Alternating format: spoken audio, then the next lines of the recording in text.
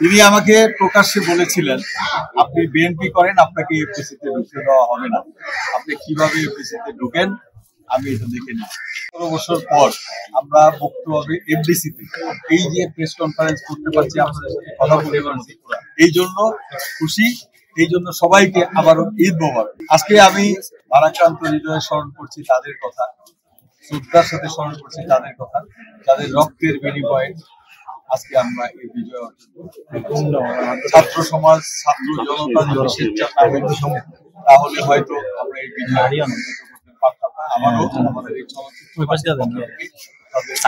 অনেক অনেক শ্রদ্ধা এবং তাদের আত্মা শান্তি পায়,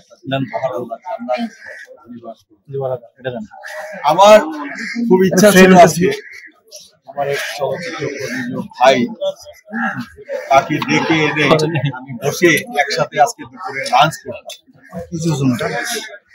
কিন্তু সেই ইচ্ছা আমার পূরণ হলো না। গতকালকে আমি দেখেছি জনরোষে পড়ে তাকে হত্যা করা হয়েছে। তিনি আমাকে প্রকাশ্যে বলেছিলেন, আপনি বিএনপি করেন, আপনাকে এফডিসিতে ঢুকতে দেওয়া হবে না। আপনি কিভাবে এফডিসিতে ঢুকেন আমি এটা দেখে নিই। আমি চেয়েছিলাম যখন আওয়ামী লীগ ক্ষমতায় থাকবে না তখন তাকে বসে একবার দুপুরবেলা লাঞ্চ করবো, বিরিয়ানি খাবো। আজকে সেই সেলিম চেয়ারম্যান আমাদের মাঝে নেই। আমি দোয়া করি আল্লাহ যেন তাকে জান্নাত বাসিয়ে। আমি যখন প্রযোজক সমিতির সাধারণ সম্পাদক ছিলাম তখন এই ডিজিএফআই, এনএসআই, টিভি আমাকে তুলে নিয়ে গেছে যে আপনি বিএনপি করেন, আপনি প্রযোজক সমিতির সেক্রেটারি হলেন কি?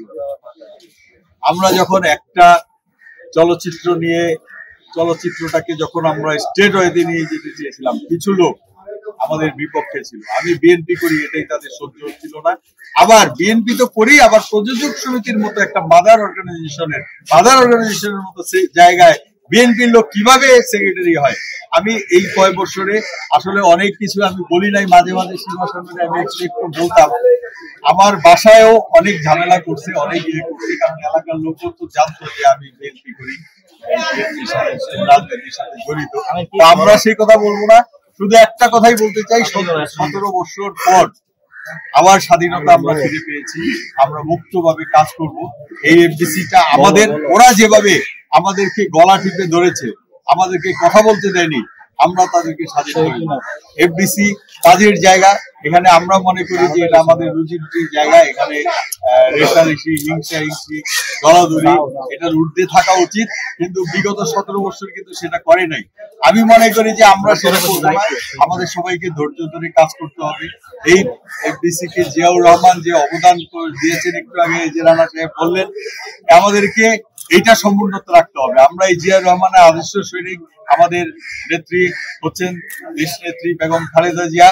আমাদের তারেক রহমানের নির্দেশনায় আমরা আগামীতে চলচ্চিত্রের ডিপার্টমেন্টে যে সকল কাজ করলে, যেভাবে করলে ডেভেলপড হবে চলচ্চিত্র, আবার সে আগের গৌরবের জায়গায় ফিরে যাবে, আমরা সেই প্রচেষ্টা করব। আবারও সবাইকে ঈদ মোবারক জানিয়ে আমি আমার বক্তব্য শেষ করছি। ধন্যবাদ।